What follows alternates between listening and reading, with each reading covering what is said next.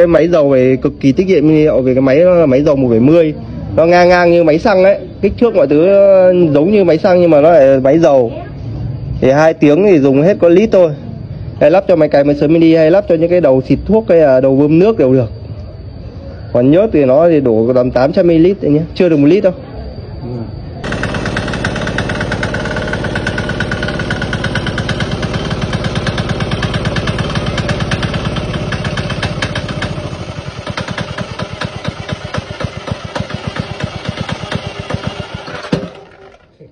Đấy, cái buli đây, một là anh dùng rãnh A thì anh dùng cái bé này, còn đấy nếu mà dùng B thì em cho anh cái này. Cái này anh nắp cho máy cày máy sới mini đúng không? Đấy, dùng cái đấy đi. Nắp cái này to thì nó vào vừa luôn. Còn nếu mà anh muốn lắp những cái khác thì anh dùng cái này được không? Đây cũng nhắc cả cù lội lại. Nó phải ra một hai bên.